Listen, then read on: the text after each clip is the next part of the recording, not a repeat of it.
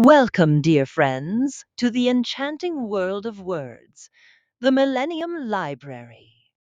Here, memories take us back to warm nights where grandmothers and mothers wove the most wonderful tales. Our only wish now is for you to listen, to dive deep into the heart of the stories that shaped our minds and souls. We have embarked on this unique project, the Millennium Library, to gather for you a treasure trove of timeless novels and stories, and present them to you with voices full of warmth and sweetness. It is a legacy we are creating together between humanity and artificial intelligence to remain a testament to the power of words and the magic of storytelling throughout the ages.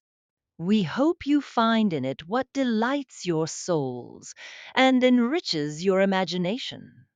If this work touches your hearts, we would be delighted if you share it with your loved ones. And remember, your support lies in liking this segment and leaving your comments which illuminate our path. We are here to grow by you and with you. With sincere regards from the Millennium Library.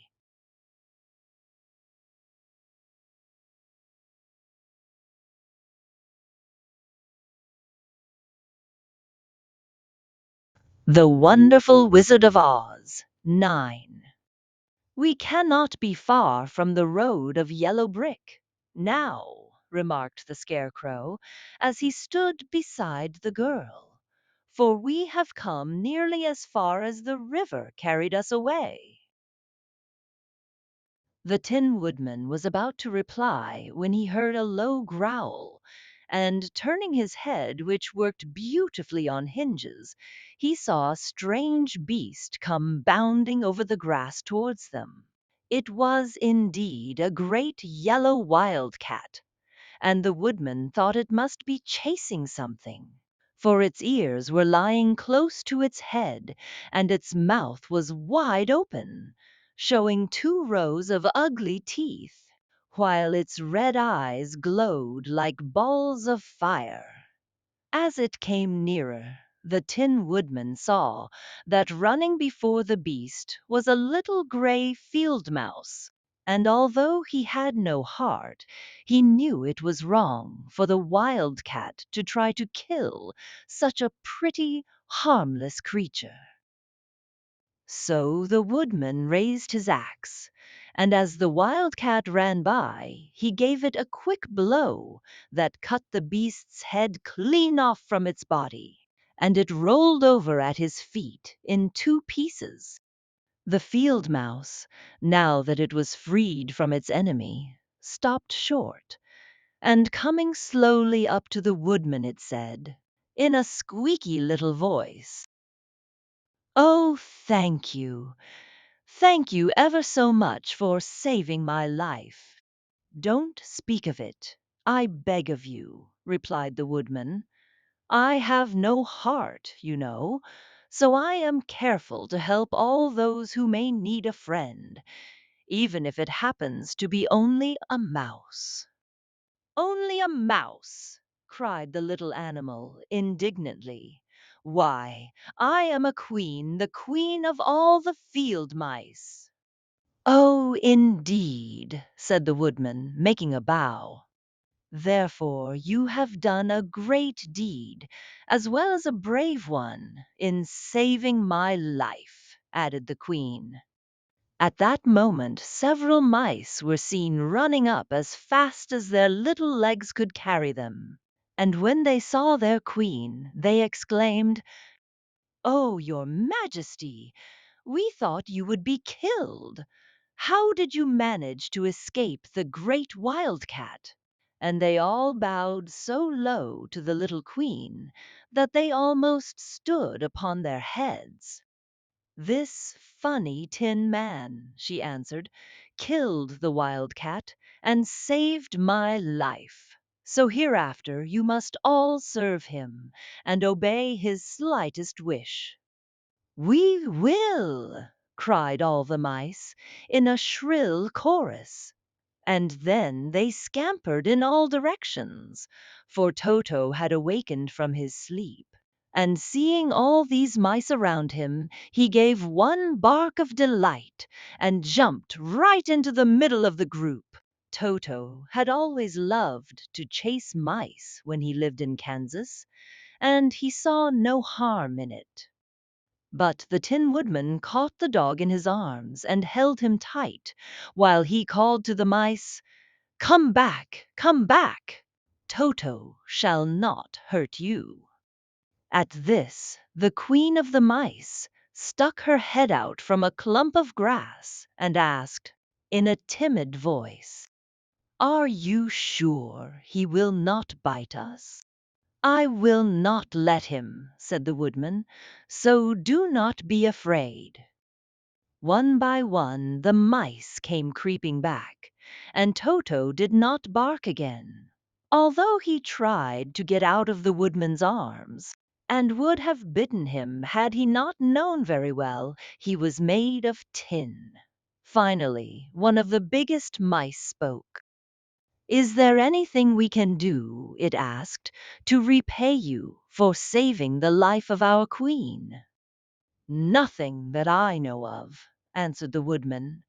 But the Scarecrow, who had been trying to think, but could not because his head was stuffed with straw, said quickly, "Oh, yes, you can save our friend, the Cowardly Lion, who is asleep in the poppy bed." "A lion!" cried the little Queen. "Why, he would eat us all up."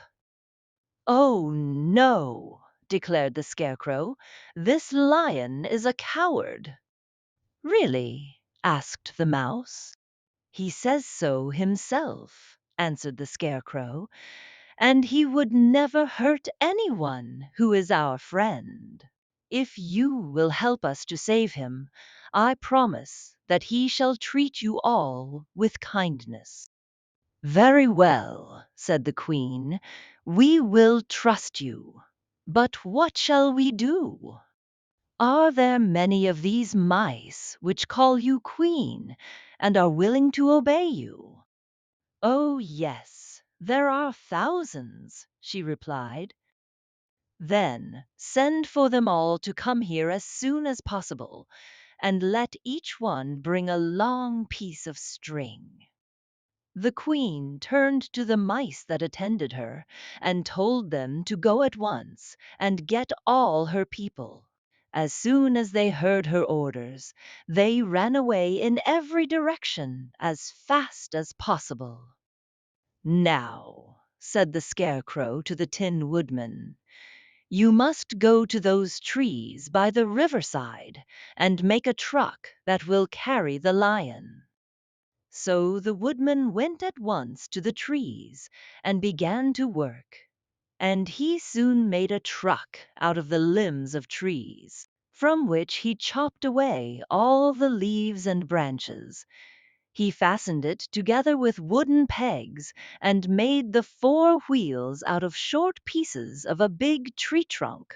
So fast and so well did he work that by the time the mice began to arrive, the truck was all ready for them.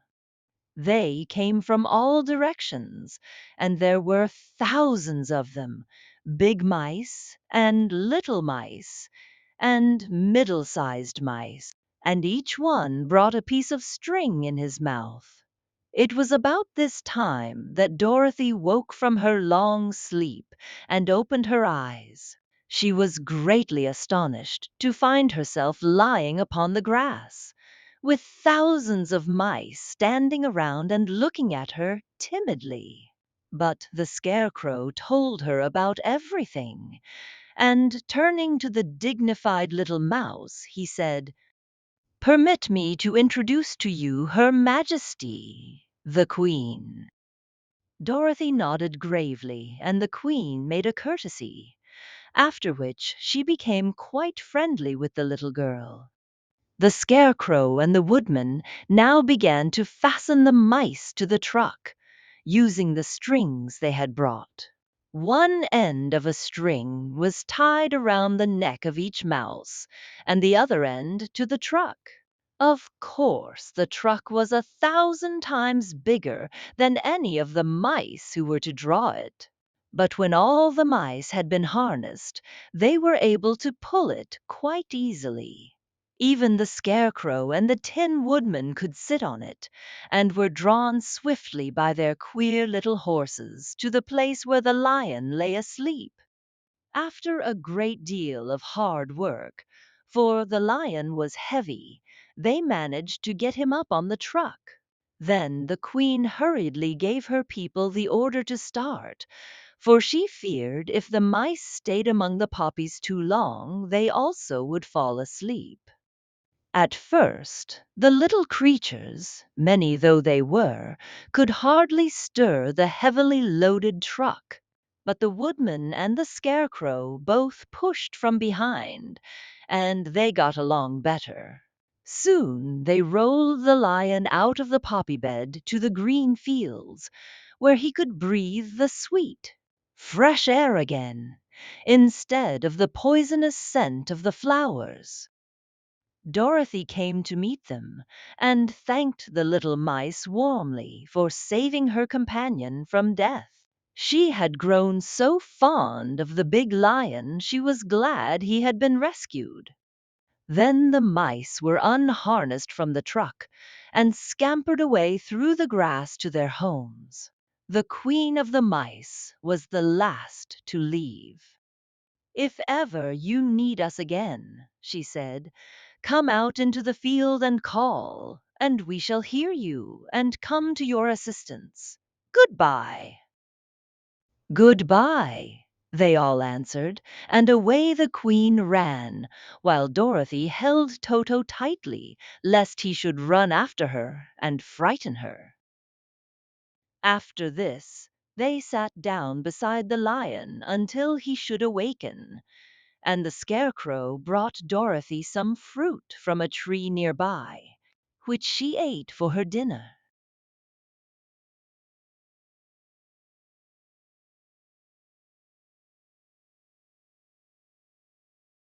Conclusion of our journey. And so we reach the conclusion of our journey for today, within the unending worlds of words and the never folding pages of knowledge. We have spent an enjoyable and beneficial time together within the embrace of Millennium Library, where voices meet tales and a new cultural legacy is forged. We hope you have enjoyed every moment and delved deeply into the dimensions of the story or novel we presented to you. Always remember that this grand edifice, Millennium Library, is the result of a unique collaboration between human creativity and the profound depth of artificial intelligence. Our goal is to enrich your ears and minds with the treasures of world literature and to make knowledge accessible to everyone, while preserving the ownership rights of Millennium Library for this distinctive production. Don't forget to follow us and activate the notification bell to receive all new content. And share this podcast with everyone around you, for knowledge is light, and together we illuminate the paths. Until we meet again in a future episode and a new literary adventure, may you be in the care and keeping of Allah, and within the realm of immortal words. Millennium Library, where tales are embodied, knowledge is narrated, and creativity is immortalized.